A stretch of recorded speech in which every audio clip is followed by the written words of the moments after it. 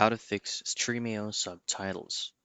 Now in this quick video, I'll show you one of the ways for you to be able to fix subtitles that seeing on your screen while streaming on Stremio.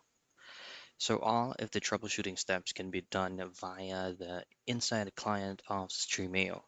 So open up your Stremio right here, and then all I have to do is to go into the settings tab. Now from settings, under general, you can just simply scroll down here. And then under player, this is where you can actually change the specific subtitle that you prefer.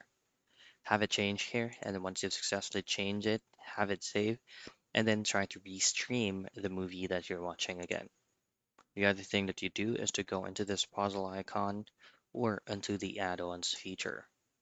Now from the add-ons feature, make sure that you have this add-on installed in your Stremio.